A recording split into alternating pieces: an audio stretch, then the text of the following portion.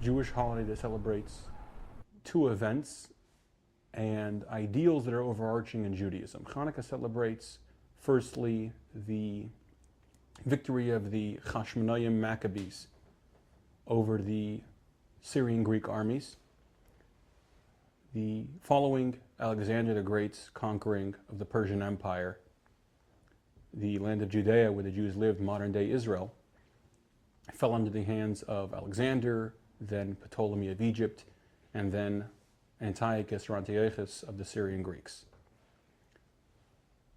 Antiochus was the first religious bigot to ever be in power. He was not religious himself. However, he very much enjoyed the culture of Greece, and he wanted to bring that everywhere through Hellenization. He also believed that if everyone believes the same thing, it'll be hard to have a rebellion. So he very much hated the religion more than he hated the Jews. He didn't try to kill all the Jews, he tried to outlaw Judaism. He outlawed circumcision, he outlawed Sabbath, he outlawed keeping our own calendars, three of the things that have been pillars of Judaism since the beginning. Eventually, a religious rebellion began, first in Modin and then across the land, and remarkably a small group of priests and scholars managed to beat the greatest army of its generation and regain independence in their indigenous homeland. The second miracle of Chanukah is once the temple, which had been desecrated by the Greek soldiers, had been reconquered, they wanted to relight the menorah, the candelabra, in one of the holiest spots in the temple. And they found eventually one bottle of oil that had been sealed by the previous high priest. However, to get new oil would be a 3-day trip to the north of Israel to the olive groves. So they decided to light the oil they had, and the candles lit from that oil lasted for 8 days and nights for the 3 days to get to the oil, a day to make the oil, and the 3-day trip back. And it lasted 8 days and nights, so by the time new oil arrived, they were able to relight the menorah, and it never went out. The underlying values that we're celebrating on Chanukah is, number one, religious freedom. This is the first fight to be able to practice religion as we see fit. And the second value is that the only answer to darkness, as Chanukah routinely comes out in the darkest part of winter, is to add light. Menorahs are generally lit in a doorway or by a window, and we share that light with others. And across the world, Chabad hosts grand menorah lightings. There was one before Chanukah at the White House recently, and governors, mayors, leaders across the country and across the world will light menorahs this Chanukah and share that light with the world. So we have two menorahs here, a candle menorah and an oil menorah. The best way to light a menorah is with oil. And the menorah in the temple had V'd branches, not rounded branches. But the way a menorah is lit is you have a shamus candle, which is here, which is the helper candle, or as you see here. And with that, you light the other candles. The first night, we'll light one candle. The second night, 2, 3, and 4. And there's blessings we make, thanking God, number one, for the mitzvah, the connection of lighting a menorah. Then we thank God for the miracles that happened to our ancestors. And we thank God for allowing us to live to celebrate more holidays and to celebrate this Chanukah. And each night we add in light, which is the obvious lesson that when you're doing something positive, when you're doing something lightful, you should always be adding to it. Today should be better than yesterday, and tomorrow should be better than today. And by the end of the holiday, the entire menorah is lit up and shedding light out into the street. The menorah is lit at sunset. So the proper time for lighting here in Lexington is around 5:05. It changes by where you are. But as it gets dark, we light the menorah and light up the evening. Women don't do any work either around the house or their jobs, as the celebrated heroes of Chanukah are women. Chana and Yehudis are two of the great heroes of Chanukah. Typically, children and adults will play a game called dreidel. Dreidel is a top with 4 Hebrew letters on it. Most places in the world, the letters say Nun, Gimel, Hey, Shin, which stands for a great miracle happened there. In Israel, the indigenous ancestral homeland of the Jewish people, the dreidels will say, Nun Gimel Hey Pei, a great miracle happened here. And there's a slight gambling game that takes place where someone will spin a dreidel. Try that again. Someone will spin a dreidel, or spin it upside down, and if it lands on a nun, you don't do anything. If it lands on a hey, you get half the pot. If it lands on a gimel, you get the whole pot. And if it lands on a shin, you give in to the pot. The idea was, one of the things forbidden by the Greek occupation was a study of Torah.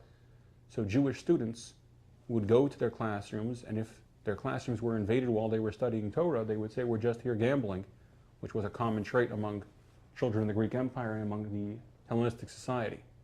So being as they use this game to cover up their learning, we now play a game while teaching our children the Chanukah story.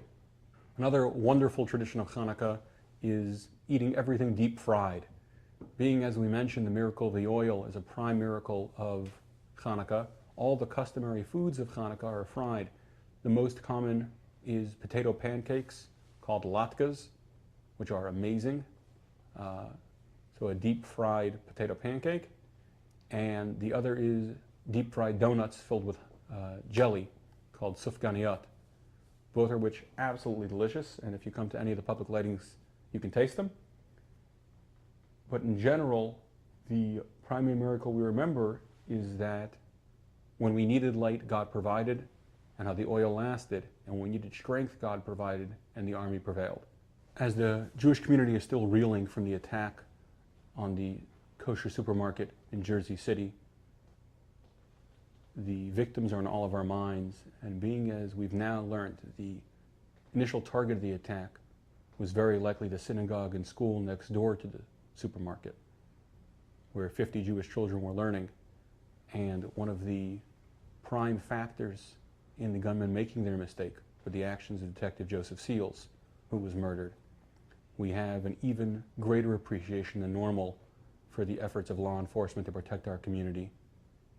So our initial lighting this year, which kicks off Lexington's community Chanukah celebration at the mayor's office, Chief Weathers is going to light the menorah, share a few words, and we're going to thank both the Lexington Police Department for their constant support for the Jewish community and police departments across the nation, including Detective Seals, for their commitment and their sacrifice for our community.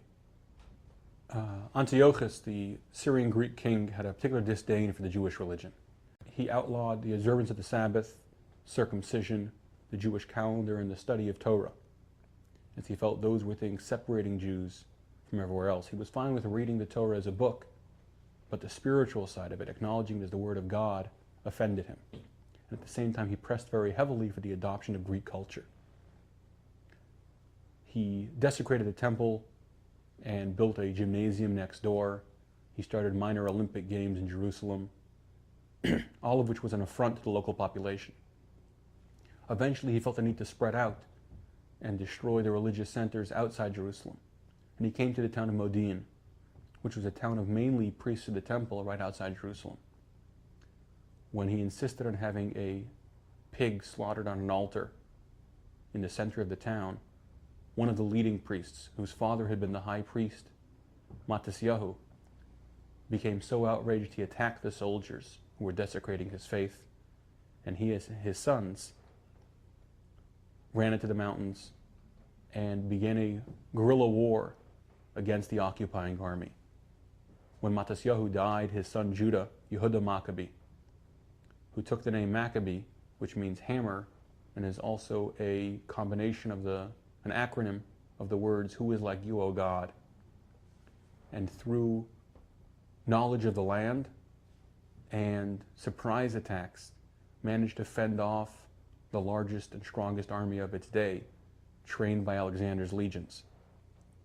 They eventually not only drove the invaders out of the land, but were able to rededicate the temple and lit the menorah, as we discussed.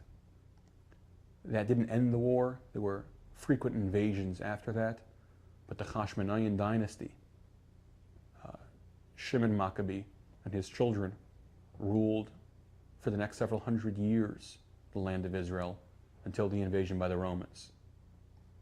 So it's a tremendous story of a weak minor army going against a much stronger army, in an army with a nearly fascist worldview, everyone must bend, against an army just fighting to be able to worship in peace.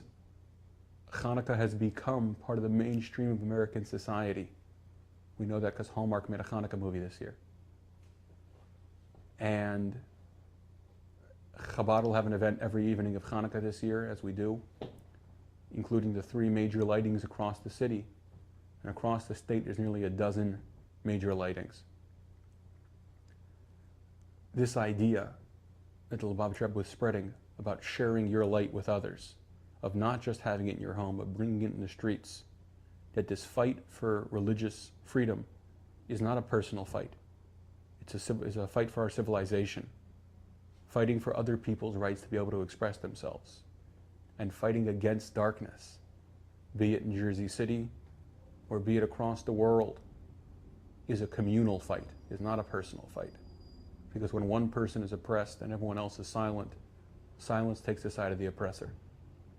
So it's incumbent upon all of us to stand up and add our light to the communal light. To attend a menorah lighting somewhere in the world. Wherever you live, there will be a public menorah lighting. Attend a menorah lighting.